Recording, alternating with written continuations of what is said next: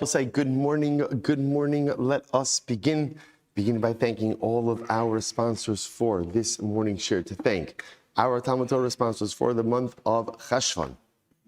Stephen Terry Zinn, in loving memory of Steve's father, Albert Zinn Bunim Tzvi Ben Chaim Zichron Levrach, on the occasion of his 20th yahrzeit. Our week of learning sponsors, friends of Yitzi and Yankee Statman, in memory of their mother, Chaya Statman Zichron Levrach.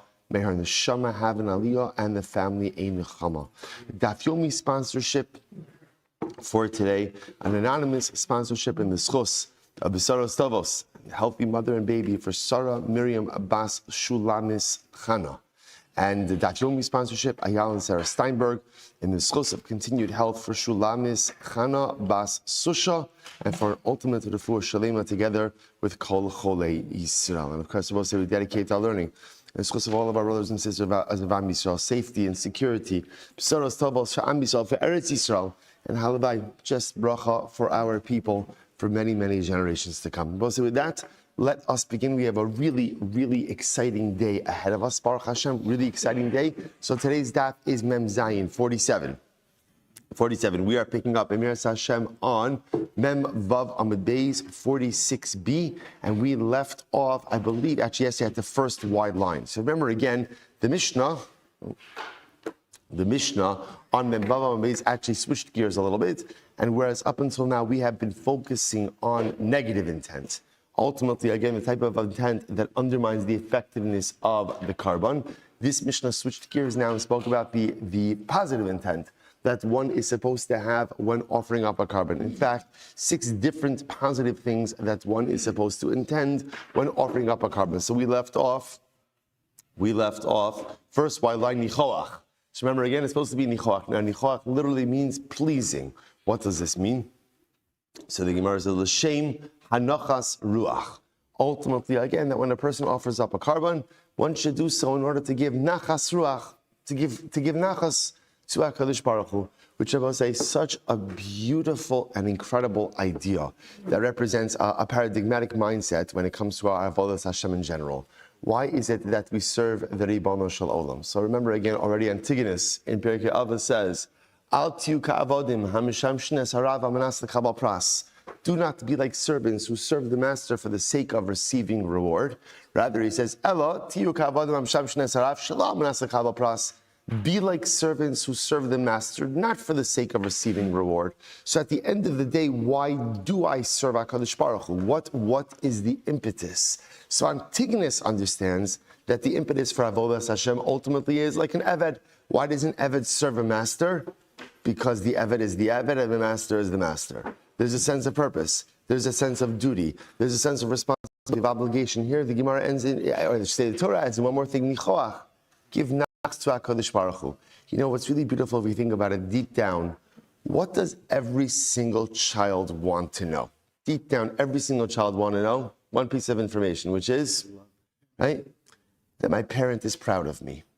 It's not, of course I want to be loved and I want security. At the end of the day, I want to know that my parent is proud of me. I want to know that I'm giving nachos ultimately again to my parent. And what's so beautiful about this idea, the Gemara says, is what's nichoach? Nichoach ultimately again, nichoach is to give nachas ruach, ultimately again to give nachas to HaKadosh Baruch Hu. That's what a yid does. When I serve HaKadosh Baruch Hu, I learn Torah, I do mitzvahs, I'm giving nachas to the Ribono Shel Olam. So in karbanos, one of the karbanos you have to have is I'm giving nachas. Incredible. La Hashem. What does it mean, La Hashem? L'shem misha amar b'haya ha'olam. Ultimately, again, I'm doing it for the sake of the one who said the world should come into being. That at the end of the day, what does it mean to have kavanah? What is HaKadosh Baruch Hu? At the end of the day, the Ribono Shel Olam has so many different aspects to his identity. But what's the core identity of the Ribono Shel Olam? A creator. HaMechadesh B'tuva B'chol Yom Tov Ma'aseh Bereishis. And Rabbi Shmuel is not just a historical creator, but he's a contemporary creator. So I want to give nachas to HaKadosh Baruch Hu. And what aspect of HaKadosh Baruch Hu? The Rabbi Shmuel creates and recreates every day, because that's the God. If you think about this in an amazing way, the God, or the iteration, not iteration, but the almost like the construct of HaKadosh Baruch Hu that I connect to most is the Ribono Shel Olam as a creative identity. Because in every single day and every single moment, there are realities being created in my life. Who is creating those realities? The Ribono Shel Olam. So give nachas la Hashem, what la Hashem? To the one who said, allow the world to come into being. So incredible. I'm going to read them Rav. So both say, so those are all the kavanas. Those are all the kavanas. I'm going to read them Rav. Chata sheshachta l'shem ola psula. It's an interesting statement over here. If you shechted a chatas for the sake of an ola, ultimately, again, the carbon is pasul. I will say that. Now, actually, remember, again, that statement actually goes back all the way to the beginning of the Masechta, the first Mishnah, Maseches Zevachim, that normally, again, if you offered up karbanos shalol lishman, ultimately the carbon is effective. But there are certain exceptions to that, namely chatos. Okay, but here's the chap. L'shem chulin kshera. But if you offered up a chatos for the sake of chulin, ultimately, again, it's kasha. So Rabbi said, this is a fascinating statement in the name of Rav. If you offer up a chatos for the sake of olah, ultimately, again, it's not going to be good. But if you offered up a chatos for the sake of chulin, just shechted it for chulin, ultimately, again, it is going to be fine. So the Gemara says, what's the pshat with that? I'm Rabbi Elazar, my time to Rav. What's Rav's logic? Because the pasuk says, "V'lo yichalalu es kadshe b'nei Yisrael." Because the pasuk says, "You shall not profane kadshe b'nei Yisrael." What do I learn from that? Kadshim mechalalin kadshim, vein chulin mechalalin kadshim. Only that which is kodesh can be mechalel kodesh, but that which is chol cannot be mechalel kodesh. So in other words, having in mind that a chatos should be an olah, that's problematic. Why? Because that's kadshim undermining kadshim. I have to have in mind for the wrong carbon. But having in mind that the chatos should be chulin, ultimately, again, that's chulin undermining kadshim, and chulin, or a mundane mindset, cannot undermine kadshim. Again, he's really basing it just on this. The only way to profane kadshim is through kadshim. But if you profane kadshim through chulin, that's not going to work. Fascinating. So massive Rabbi. So Rabbi raises a kasha. I'm Rabbi Yomi. Afni shelo hayabalibo l'shem echam mikol elu kasher shu t'nai bezim. So comes along Rabbi named Rabbi Yomi and says as follows. He brings a kasha from our Mishnah. What does our Mishnah say? Well, so remember again, we're actually going to spend a little bit of time on this morning. Our Mishnah said that halacha l'maisa, although there are 6 things for which you should have kavana, at the end of the day, if you did not have any kavana, so you didn't have any specific kavana, right? Then halacha l'maisa is still effective. So why? Because it's a Tanai Beis Din, right? Essentially what Beis Din did, Rabbi says, create a situational kavana. That as long as you don't have anti-kavana, right? Negative kavana, undermining kavana, stam mindset, the default settings of carbonic service is that you have the right mindset. So what can you infer from there? The Gemara says, Taima, shelo hayabalibo klal. Now, the reason that works is because you're talking about a case where the offerer, right, the Kohen, has no kavana. Ha baliba l'shem chulin pasal. What do you see from here? If you had in mind for chulin, it should invalidate it. In other words, the Mishnah works under the premise that you're right. As long as you have quote unquote zero mindset, you're good to go. Because Chazal will say, we're going to talk more about this, that Chazal created what we'll call a framework of situational kavana. That we assume that if you're doing the right things in the right way, in the right place, at the right time, you have the right mindset. But it sounds like any undermining or any inappropriate mindset, even for chulin, will render the carbon ineffective. It's contradiction to what we said. Abai said like this, maybe Dilma lo haya klal kasher umuratza. Maybe in a case where a person had no mindset, the carbon is good, and ultimately, Miratzah means it works to serve the purpose of the owners. Right? Ultimately, again, it works for the purpose of the owners. Miratzah means it's accepted on behalf of the owners. On the other hand, but if you had in mind for the sake of chulin, kasher ve'eno Miratzah, Ultimately, again, the carbon is kosher, but it does not work to take care of the obligations of the owners. Maybe that's the distinction. Okay, so I'm Rabbi Lazar. We'll see the halacha l'mais with that in just a little bit. I'm Rabbi Lazar. Chatas sheshach l'shem chulin kshira. Rabbi Lazar makes a further distinction. He says like this: if you went ahead and you shechted a chatas l'shem chulin. Now, what does this mean? In this case over here, Rashi points out that halacha l'maisa, I know the carbon is a chatas, but when I shechted it, they had in mind for chulin. So Rabbi Lazar says, ultimately, that works. That's going to work, right? Ultimately, because his logic is, like we said before, because a chulin designation does not undermine a kodesh designation. On the other hand, mishum chulin psula. This is very interesting. If you shechted mishum psulin, what is mishum chulin? What does mishum chulin mean? When shechting the carbon, I thought it was chulin. It turns out that it was a chatas, but I thought it was chulin. You see the distinction in the two cases? In case number one, I know it's a chatas. I just have in mind when shechting the chatas, l'shem chulin. Why? I don't know why. That's just what I did. That's what I did. So the halacha is that carbon is kosher. It's effective. Why? Because a chulin designation cannot undermine a carbonic designation. But if I'm about to shecht the carbon, and I get confused, and I thought that it's not a chatas, I thought it's chulin, then ultimately what? Then ultimately, halacha l'maisa, the carbon is ineffective. Now, why is the carbon ineffective? Take a look at Rashi. Mishum chulin, last line in Rashi. Kasaver shehem chulin, psula dahainu misasek b'dvarim achirim, ve'eno asek b'kachim. So there's a constant halacha called misasek. Misasek means that halacha l'maisa, you're engaged in an action which produces a particular result, but you did not go ahead and have in mind for that result, right? So in general, you find this all the time, like in Hilchos Shabbos. You're doing something, I didn't have in mind to go ahead and perform a malacha, but a malacha resulted. That's called misasek. I'm involved in something else, and then a secondary result occurs. So the Gemara suggests as follows.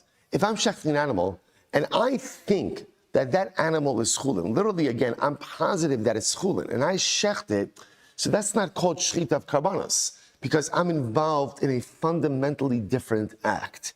In a case like that, the carbon is going to be ineffective. So we'll say, so listen to one more time the distinction. If I have a carbon that I know that is a chatos, but for whatever the reason, when I shechted it, I had in mind for chulin, I know what I'm doing, I had in mind for chulin, carbon is effective. Why? Because designation for chulin cannot undermine carbonic designation. On the other hand, if when shechting the carbon, I literally think it's chulin, I get confused, that's called misasek, and ultimately Rashi says misasek b'kachim, being involved in sacrificial service when thinking you're doing something else, by definition, renders the service ineffective. So if I think I'm just shechting stam an animal, that's literally what I think, that can't be called carbonic service because I'm actually mentally occupied in something else. Incredible. Top of Memzain, we'll say 47a. How do I know that misasek by karbanos is pasul? Now again, I will say, remember, the term misasek is I am engaged in an act that I think is one thing, but it produces a different result. That's what's called misasek. So in this case over here, I think I'm shechting chulin. It turns out that I ended up shechting chatos. Granted, it's the same act of shechita, but my situational awareness and my intent are fundamentally different. That's called misasek. So the Gemara says, how do I know that misasek by kachim is possible? Shneimar b'shachat as ben habakar lifnei Hashem. The pasuk says, you shall shech the ben habakar before HaKadosh Baruch Hu. And first of all, before we go on, look at Rashi. The misasek b'kachim, shochet kachim, v'lo b'kavana elakim is asek b'dvarim acherim. It's like I'm occupied with something else. In this case, there's something else, is shechting chulin. So I'm involved with chulin. It turns out that I ended up shechting a chatas. How do I know that that is not effective? Shneimar v'shachat as ben habakar lifnei Hashem. Ultimately, again, you will shecht ben habakar before HaKadosh Baruch Hu. What does that teach me? Ad shetei shchita l'shem ben bakar. The shechita must be explicitly, again, for carbonic purposes. Now, both sides, so you understand what's happening over here, and this is really quite fascinating. There is room for error in terms of carbonic designation. In other words, if I'm shechting a carbon and I have in mind for the wrong carbon, depending on what it is, that carbon could still be effective. There's room for that. As long as I have designation for carbonic purposes. The moment ultimately, again, and same idea, that if I know that it's a carbon, but I choose to have in mind the chulin, that could also be effective. But the moment I think I'm shechting chulin, right? Literally, again, I think I'm shechting chulin, it's not a carbon anymore. That's no longer a carbon. That's called misasek, and at least for carbonic purposes, some level of intentional kavana for carbonic purposes is absolutely necessary. Incredible. So the Gemara says, Amrulay, Zubi Adenu. So he said that we already know. So the Gemara says, La'akiv minayin. How do I? So obviously, I know that when shechting a carbon, you have to have intentional kavana for the carbon. That I know. How do I know that if you didn't have that, the carbon is ineffective? How do I know that? So the Gemara says, Amarle lirtzonchem tizbachuhu lidatchem zavichu. What does it mean lirtzonchem? According to your will, you shall offer it up. The Gemara darshans it lidatchem. Lidatchem, with your intent. Meaning, in other words, halacha lemaisa, it requires specific intent, ultimately, again, for the carbon. Incredible. Says the Gemara, she'in hamachshava holeches ela achar ha'oved. So remember again, the Gemara then said that halacha l'maisa, because the machshava goes after the one who is offering it. Now remember again, so this is very interesting. At the end of the day, who establishes intent when it comes to karbanos? Who does that? It's the Kohen doing the avoda, not the owner, right? I bring a carbon to the Beis Hamikdash. At a certain point, I hand that over to the Kohen. All of these discussions about intent, who is responsible for the intent? It's the Kohen. Right? Which is very interesting. So therefore, again, and all of karbanos rides on the Kohen who's going ahead and offering it. Now, granted, by shchita, I could do shchita ultimately and have my intent there, but in general, intent is determined by the one who is offering up the carbon. Says the Gemara, here we go. Masnisin de lo ki aitana. Our Mishnah does not reflect the view of the following Tana. Lezanyo, Rabbi Yossi said, Shamati shabaylim mifaglin. I heard that an owner can make the carbon piggle. I will say, now that's incredible. Now take a look at Rashi just a moment. Shamati shabaylim mifaglin. Third line down from the top in Rashi. Ba'avodas hakohen im kibel hakohen b'shtika v'chishvu abaylim aleha al piggle havi piggle. This is wild. So ultimately, Rabbi Yossi says as follows: I heard that the owner of the carbon could actually make the carbon piggle. Meaning what? That if the Kohen is doing his avoda, and let's say again the Kohen has no explicit intent, and the owner has in mind. Remember what's machshava? What's piggle? Post lizmano, right? I have in mind outside of the permitted time. So again, I heard that makes the carbon piggle. And say that's wild. Right? So I'm the owner. I'm standing. That's right. I'm standing over here. That's hello. All right, Moshe David Shkoyach, thank you. Right, thank you to Moshe and to Menachem for this beautiful Beis Hamikdash over here. I'm standing over here, and this is totally gratuitous, by the way. It's absolutely unnecessary for the shir. Right, but again, I'm standing over here. Right, Cohen's over here. We're going to talk about that in just a moment. So Lemaisa, again, the Rabbi says I could go ahead and make the carbon piggle. So we'll say obviously that does not reflect the view in our Mishnah. So my time, Rabbi Yossi, what's Rabbi Yossi's logic that an owner can make the carbon piggle? The Amrikra v'hikriv hamakriv, because we'll say the pasuk says v'hikriv hamakriv. Ultimately, again, who's the makriv? The makriv is the owner. So you see that the Torah itself vests the owner with power, which means that even though the owner is not doing the avoda, perhaps he has the ability to make a piggle. Amr Abaye, Rabbi Elazar, Rabbi Yossi, Rabbi Elazar, Rabbi Shimon ben Elazar. Kulu svir lahu ze mechashev v'ze oved havye machshava. Wow! So let's get ready for this. So Abaye says all of these opinions, Rabbi Elazar, Rabbi Yossi, Rabbi Elazar, Rabbi Shimon ben Elazar, all of them agree that you could have one person doing the avodah and another person having an undermining machshava, which is another way of saying that the owner can make the carbon piggle, right? Even though the Kohen is doing his thing.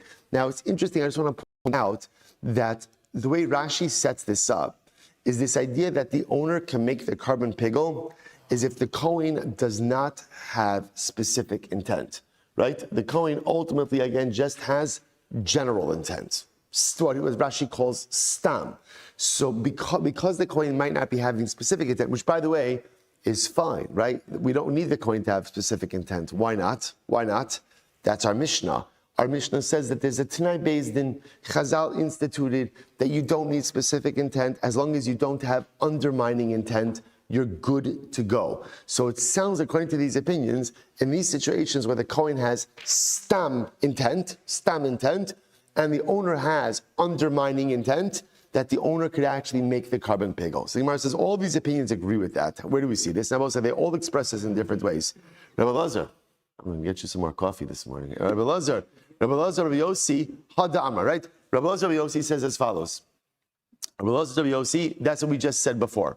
Good. The Gemara says, Rabbi Eliezer Disnan, Hashochid la'ovid kochavim shchita sok shera. Now, this is very interesting. So this is, let's say, I shecht an animal on behalf, not as you would read it. You think it means that I'm shechting for idolatry. It's not what it means.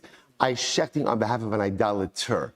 So my Gentile friend asks me to shecht his animal on his behalf. I say, no problem. Now, I will say, what's talacha? Shchita sok shera. Ultimately, the animal's kosher. Now, I will say, now, what's the concern over here? The concern is that Lamaisa, my Gentile friend, my Gentile neighbor, he has in mind for his avodah zarah. Right? See, even though he has in mind for his avodah zarah, I don't care what he's thinking. At the end of the day, I'm shechting the animal. The shechita is kshera. Rabbi Eliezer posel. Rabbi Eliezer says it's not good. Why? Because ze mechashev v'ze oved. Ultimately, again, Rabbi Eliezer holds that the intent of the owner absolutely defines the identity of the item. So even though I'm doing a totally kosher shita, at the end of the day, the owner, the Ovid Avodah Zarah has a mind for his Avodah Zarah, and therefore it's possible. Rabbi Shimon Elazar says, Disnan, Klal Amar Rabbi Shimon ben Elazar, Kol She'in Kosher La'atzniya. I suppose it's very interesting. This is Hilchos Shabbos. What's the halacha by Hilchos Shabbos? So Kol She'in Kosher La'atzniya, Ve'matzniyan Kamo. So okay, let me tell you this outside. In Hilchos Shabbos, there's a malacha called Hotzah. Hotzah means you can't transport an item from one domain to another, right? Good. Now, in order to be in violation of that, you have to transport something of substance. The item has to be a davar chashuv, something important. What's defined? Now, in general, so importance is defined objectively, right? So what's the definition of importance? It's something that is chashuv enough that a person would store it away. Right? So in other words, I'll give you a good example of this. Like if I go ahead and I take a bean, right? B-E-A-N, a bean, and I transport that from a Reshus Haram to Reshus Yachid. Am I liable for that on Shabbos? No. Why? Because that's an insignificant unit. There's no significance to one bean. So the Gemara says something very interesting. What happens if halacha l'maisa, Ruvain decided, this was a bean that he inherited from his great grandmother, right? It's been in the family for generations. So mamish, like he stores it away. So for him, this is a chashiv bean. So the Gemara says, listen to this. Kol she'in kasher latzniya, anything generally that people would not store because it's not important.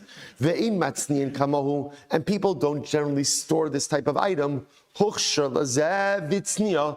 But Ruvain decided that for him this is important. This was the Alter Baba's bean, right? It was like people have like a sourdough starter. This was like her cholent starter. This was the bean. This was the bean that made the magic happen, right? And for generations, this bean has been in the mishpacha. This is her cholent starter, right? And therefore, for Ruvain, this is chashiv. So Ruvain stores it away.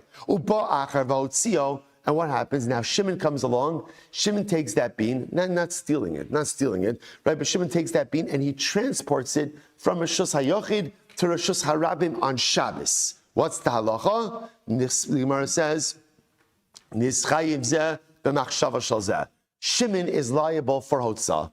Shimon is liable for transporting an item. Why? That's incredible. Why is Shimon liable? He transported an objectively insignificant item. Why? Because Ruvain's mindset endowed it with importance. So again, it's a little bit of a different application, but same concept.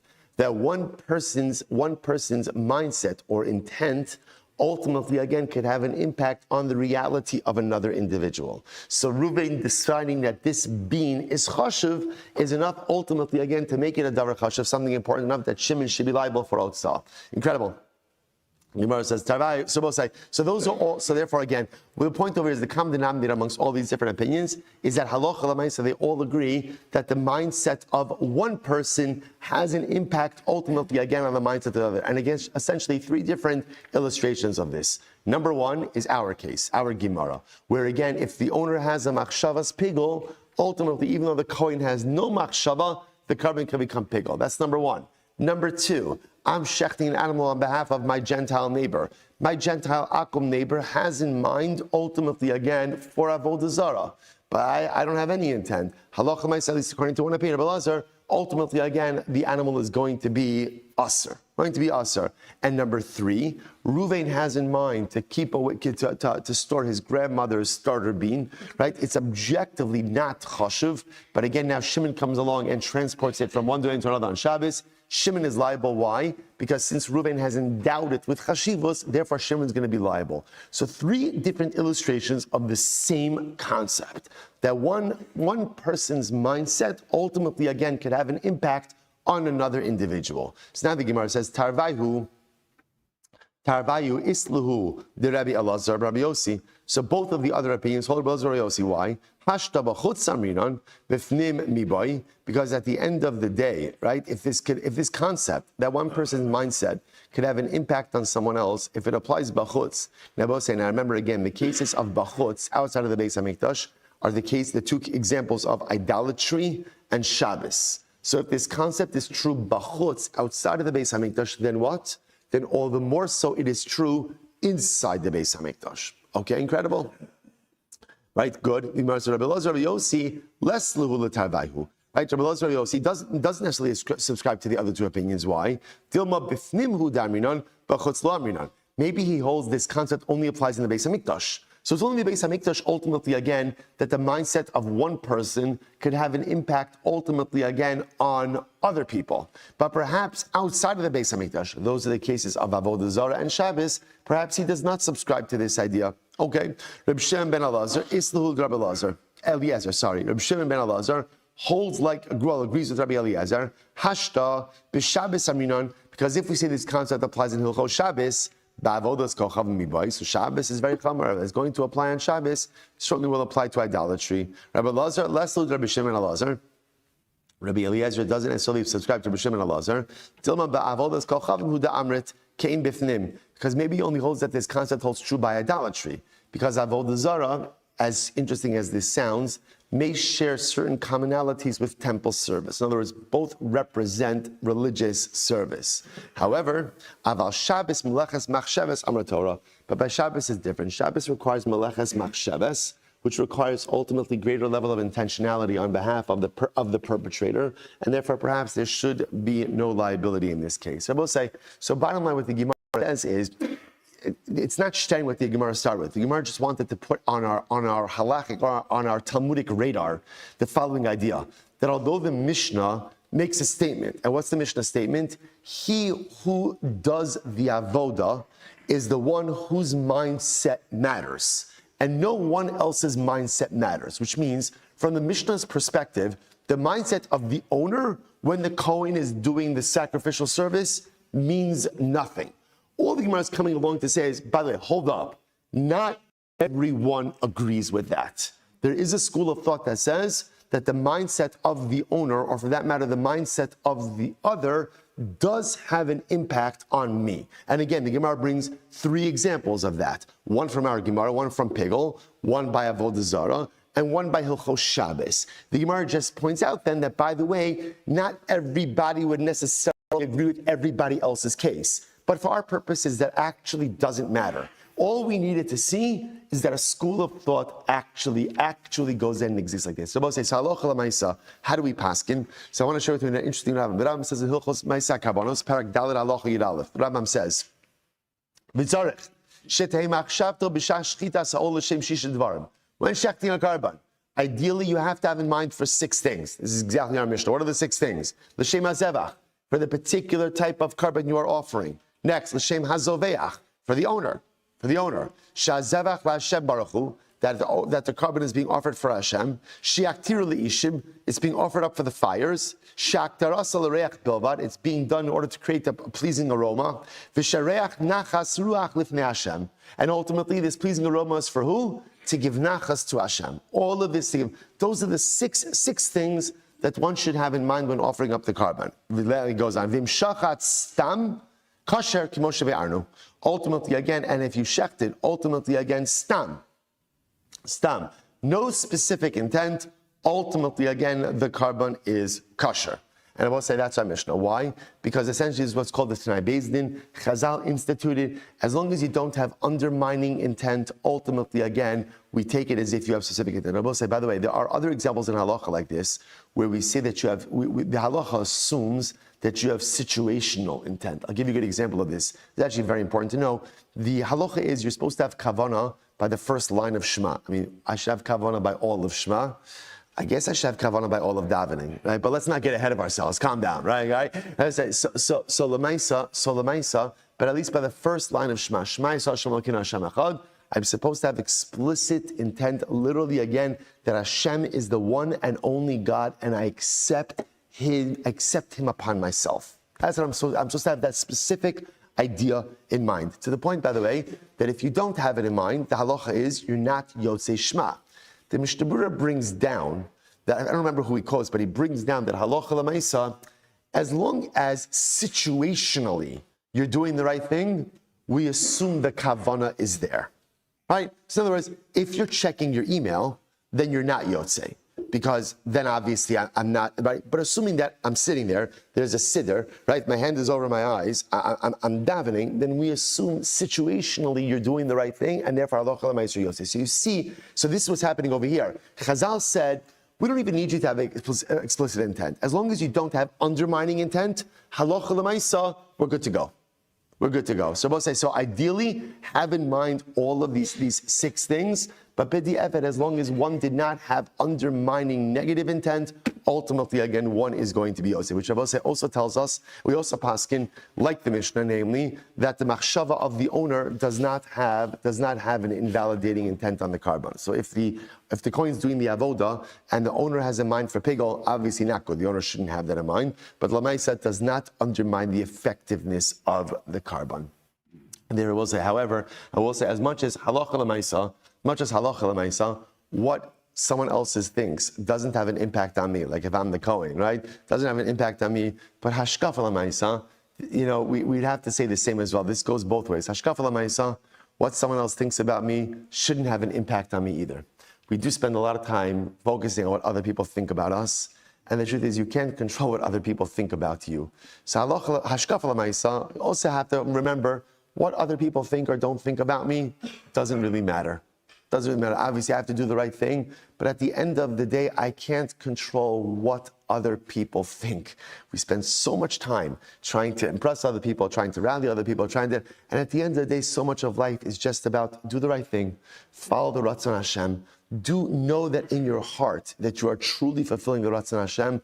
Other people like it, don't like it, that's not under your control. And the good news is, what other people think at the end of the day does not affect your destiny, does not affect ultimately the trajectory of your actions, and does not impact your ability to be successful in life. True halacha l'maisa, true hashkafa l'maisa, hadron alach beis shammai. I will say, mazel tov, mazel tov. And now we have come I'm telling you, I've been dreaming about this day. I've been dreaming about this day. We begin Ezer Makom, and I have to give a very special thing. I came home yesterday, and I had a package waiting for me in my house. So one of our share listeners, Dina Lieblich from Eretz Yisrael and Edison, New Jersey. I had a package in my house, and Baruch Hashem. So she sent me a beautiful note that I mentioned that I wanted the machzer of the Machon HaMikdash for Yom Kippur. So I was in Eretz Yisrael, she couldn't get the machzer. It's not out of print. It's out of print. Yeah, thank you.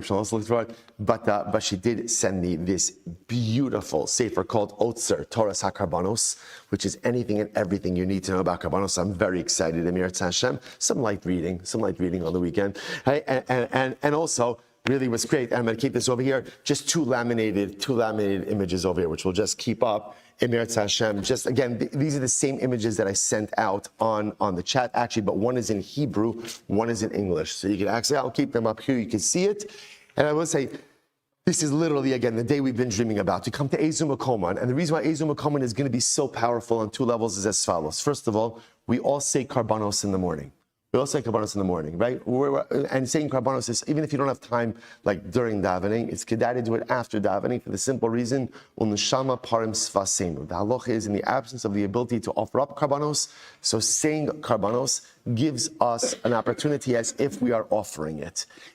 One of the major pieces we say is this parak. We say this parak of Mishnah is the whole parak, every single morning. This Ezu Makoman. This parak is the key to understanding all of Karbanos. This is going to go through everything, every type of carbon, where it's done, how it's done, and in Eretz Hashem. The great part is that this is where we're going to live for the next little while. You remember how we had 2 days ago? Ikvasa de Mashiach. So if someone asks you, what's your address? Where do you live? I live in the Beis HaMikdash. I live. That's where my neshama is. That's where my head is. That's where my Gemara is. That's where my morning is. And I both say, what a schos. What a schos to be able to live inside the Beis HaMikdash. Like the Gemara said, when you learn these sugyas, ikvisa de Mashiach. We're living in the Messianic era. With that, let's go. Ezu Makoman shel Zevachim. What is so exciting? What is the proper placement? And I both say, by the way, you might be thinking to yourself, what is this guy talking about? Really exciting, like, right? What is David Schwartz putting in his coffee, right? I will say, again, if you want to feel it, you'll feel it. If you want it, and if you open your neshama and just close out everything else, right? Hyper-focused. Put your eyes in here, put your mind in here, and say, Ribono Shel Olam, I want to be as excited about this Gemara as the Kohen Gadol was in the Avodah of Yom Kippur. If that's what you want, I promise you, money back guarantee, you will feel it. If you don't want it, and we're just going to trudge along and just whatever, then of course it's going to be tedious, and you're going to look, how many pages do we have left? And I both say, right? And by the way, don't look how many pages we have left, right? Because it's pretty much the rest of the cycle, right? This is it. This is where we live. So I both say, so again, if it's new parak, Erev Shabbos, make a choice right now. Do you want to be on fire, inspired, and meshuggah for this? If you want it, here is your chance. I'm opting in. I'm making a choice. I want to be on fire about Karbanos, on fire about Kodshim, on fire about Beis HaMikdash. I want to live with you in the Kodesh HaKadoshim. If you want it, it is yours. But you got to decide right now.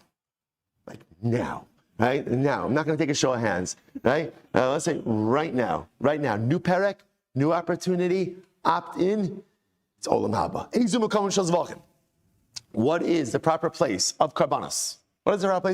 So we'll say, this is it. So here we go. Kachei Kadoshim. So we'll say, so remember, one of the things we're going to do now is we're going to talk about Karbanos categorically, and then we're going to talk about Karbanos specifically. So Kachei Kadoshim. What are Kachei Kadoshim? Rashi says, Kulam Bichlal Chataos Kulam Bichlal.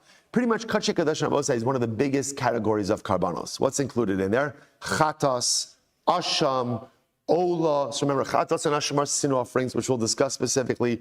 Ola is a carbon totally consumed on the Mizbeach. Shalmeit, Sibor, different types of communal offerings. Ultimately, again, these are all in Kachei Kadashim.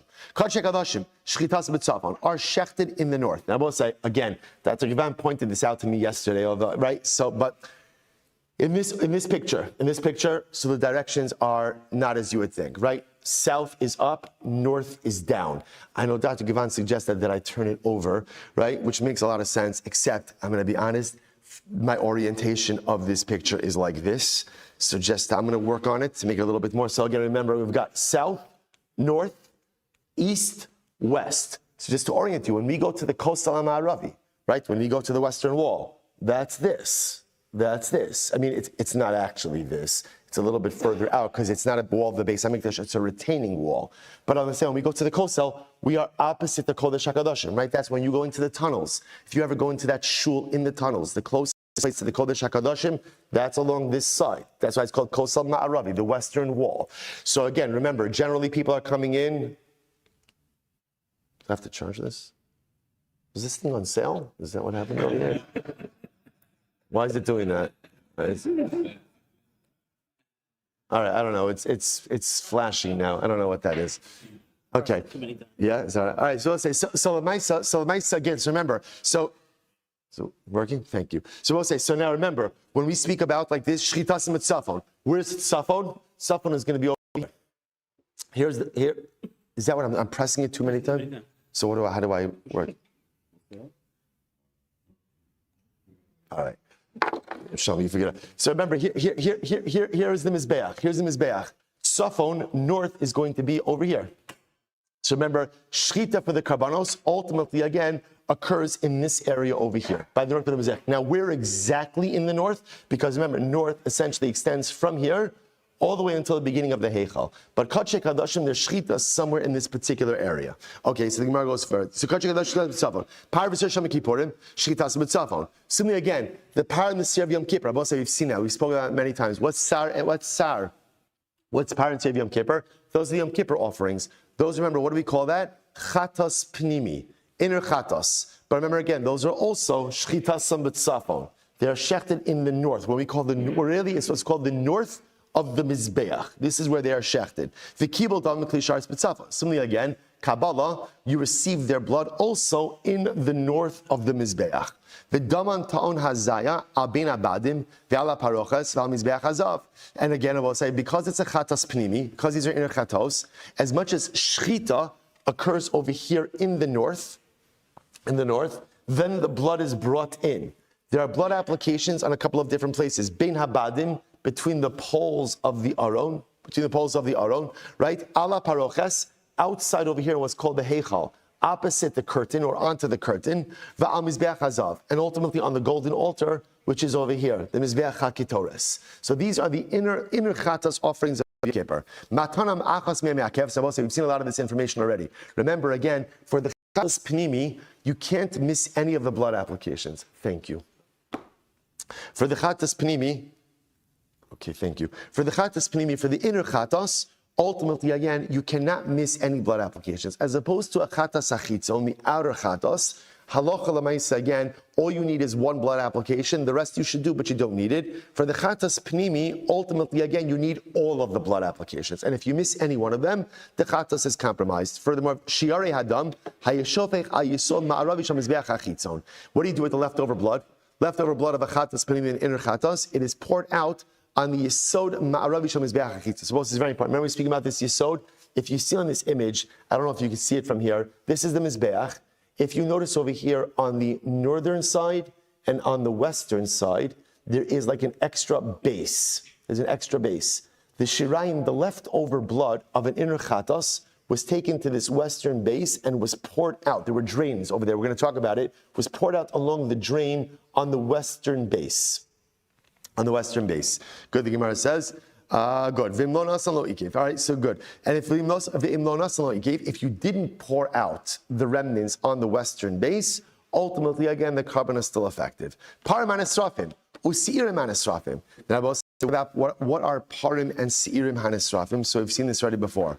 Parim hanesrafim is par ha'elam davar min hatzibor. That's if the Sanhedrin rules erroneously.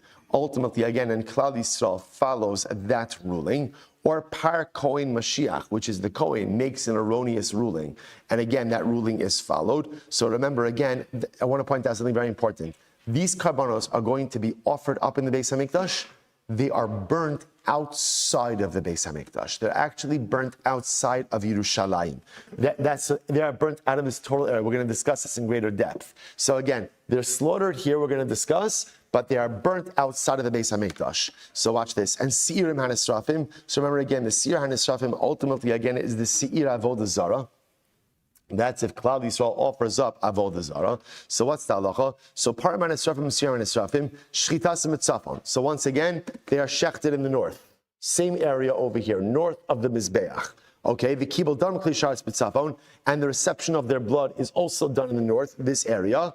The damun ta'on hazaya ala paroches v'amizbach hazahav. So remember again, Abosai, these parim hanesrafim, par ha'elam davar min hatzibor, par kohen Mashiach, se'ir av avodah zara. These are all communal infractions, shechted in the north, the blood is then brought into the Beis HaMikdash, and the blood ultimately, again, is sprinkled. The blood is sprinkled toward, not on, but towards the curtain of the Kodesh HaKadoshim, over here. The Gemara says, furthermore, on the golden altar, which is here.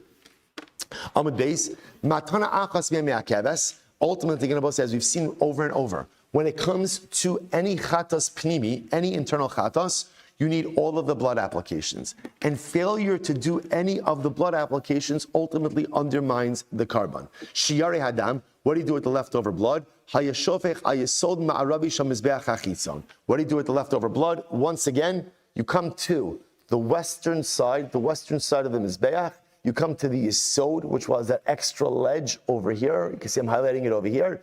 There was a drain over there, and halacha l'maaseh said that's where you would pour out the remnant blood. But if you failed to do so, if you didn't do that, if you didn't pour out the remnant blood by the western base of the outer altar, lo ikev, ultimately, again, it's okay. It's okay. You should do it, but if you didn't do it, it doesn't undermine the effectiveness of the carbon. Elu ve'elu, both. The boss is very important. Both. Parim hanesrafim and Seirim hanesrafim. So par helam davar minat tzibor, par koin Mashiach, Seir avavod zara. After, again, shchita in the north, bring the blood in, do blood application on the curtain, do blood application on the golden mizbeach, go back out, pour the remnant blood on the western ridge, on the western base of the mizbeach. Now, what do you do with the animal carcass? What do you do with the body? The body is then taken out of the Beis HaMikdash. We'll see exactly which way you're going out. And you're going out somewhere outside of the Beis HaMikdash, where it's a place called the Beis Hadeshen, which means literally, again, the place of ash. The carbon and the carcass of the animal is then burnt outside of the Beis HaMikdash. Incredible. The Gemara says, Elu ve'elu, this is from the Beis Hadeshen. Incredible. I will say, fantastic. Fantastic. And now, by the way, with this beautiful image, you also get to begin to see the flow, right? How everything works, right? Shchitas b'tzafon, so on and so forth. Good. Again, I will say, don't worry, there's a lot more information we're going to fill in. This is very exciting. Says the Gemara, V'nisni nami, so I don't understand. The first statement of the Mishnah was Kodesh Kadoshim, which again I will say we said is this large category of karbanos, chatas, asham, ola, shalmei tzibor, are shechted in the north, right? Shchitas b'tzafon, shechted in the north. If you notice, what didn't the Mishnah say? The Mishnah didn't say anything about reception of blood. By other karbanos, it talks about the shchita and kibul daman, and where you're receiving the blood. Why doesn't it mention anything about reception of the blood in the north as well by Kodesh Kadoshim? To which the Gemara says, so again, V'nisni nami v'kibul dam v'klisharetz b'tzafon. Why doesn't the Mishnah say that by Kodesh Kadoshim they receive the blood? Kabbalah is also done in the north. And it was into this kevan the ika asha metzora the kibul damo biyantu. So we'll say this is fascinating because there is an exception of Kodesh Kadoshim. Get ready for this, where the reception of the blood is not done in a kli, but rather it's done by hand. Wow, not for the squeamish of Kohanim. So Rabbi says, so again, so Lamaisa, after Shchita, the Kohen is not receiving the blood in a kli, he's receiving the blood in his hand. That's the asham of the Metzora. Now remember again, the asham of the Metzora, that blood is then being dabbed, right, on the Kohen's, the big toe, the earlobe, the thumb, all the different area applications. Therefore, the Gemara leaves it off. Gemara says, 1 second, below, is that true? That the blood of the asham of a Metzora is not received in a kli? V'akatani, but we learned, V'akatani la l'kaman asham nazir v'sham Metzora, shchitas mitzafon v'kiyul nam v'klisharet tzafon. But that's not true. We're going to see that this is a Mishnah, a later Mishnah. The Mishnah says, the asham of a nazir, the asham of a Metzora, they are shechted in the north. Again, on both sides. Now we know our north of the Mizbeach, right? The kibul daman b'klishar tzafon. And again, the Mishnah says you receive their blood in a utensil in the north as well. So what do you see from here? The blood of the asham of a Metzora is received in a utensil. In the beginning, the Tana thought that the blood of the Asham Metzora was not received in the Kli, it was received by hand. Therefore, he left out the statement from Mishnah. But then he realized he was mistaken, and that in fact you need a Kli, and therefore he included it in a subsequent Mishnah. This Sanya, I will say, now get ready for this. This Sanya, the Lakach, the Pasuk says the Kohen will take the blood of the Asham Metzora. Yachol B'Kli, you might have thought it's with a utensil. Talmud V'Nosan, therefore the Pasuk says you shall apply it. Manasina ba'asol shel kohen, aflikicha ba'asol shel kohen, just like the blood application itself is done with the hand of the Kohen, so too the receiving of the blood is done by hand as well. Yachol afle mizbeach kain. You might have thought that even the blood applied to the mizbeach ultimately again should be the same. In other words, by hand and not with a kli. Tamulomar ki kechatas ha'asham. Machatas tu'una kli, af asham tu'una kli. Just like a chatas requires a kli, so too an asham requires a kli. So we have a very big problem. What's the problem? We have conflicting messages. Is the blood of the asham of the metzora received in a kli, like a kli sharis, or is it received in the hand of the Kohen? Now the Gemara makes it sound like the answer is yes, but how could it be both? Very simply, watch this. Nim says ata omer, get ready for this. Asham metzora shnei kohanim mekablin es damo. It turns out that asham metzora has a unique, peculiar feature that no other carbon has. 2 kohanim do kabbalah. 2 kohanim receive the blood. Listen to this. Echad biyad v'echad bekli. One receives it in his hand, and one receives it in a kli. Zeh shekiblu bekli, the one who goes ahead and receives it in a utensil, ba'lo eitzel mizbeach. He goes ahead, he brings the blood to the mizbeach and does the blood applications like that. So the blood applications on the mizbeach for the asham metzora are done with blood received in a kli sharis. V'zeh shekibel biyad, the Kohen who received the blood by hand, ba'lo eitzel metzora. He goes to the metzora and he does the blood applications on the metzora itself. So unique, peculiar feature, ultimately again by asham metzora. 2 kohanim doing Kabbalah, one by hand, one by kli. The one who receives in the kli does the applications on the mizbeach. The one who does by hand ultimately does the applications on the metzora himself. More about the asham metzora, Meretz Hashem in a subsequent Mishnah. But now we understand ultimately again why the Mishnah ultimately left out that piece of information. Abosai, Mazel Tov. Mazel Tov on finishing the parak. Mazel Tov on beginning Ezu Makomon. Mazel Tov on having the schus to live be'ikvetzah the Mashiach. Mazel Tov on allowing ourselves to become on fire about Kavanos and Avodas Hashem and Halavai. Should be a schus for us and for all of Klal Yisrael. Good Shabbos.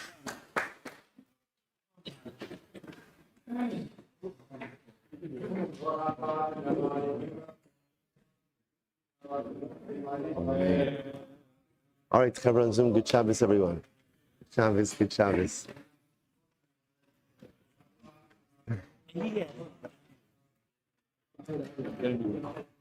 It could be maybe I have to charge it. No.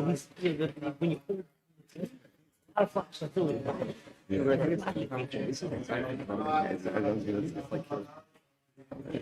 Yeah.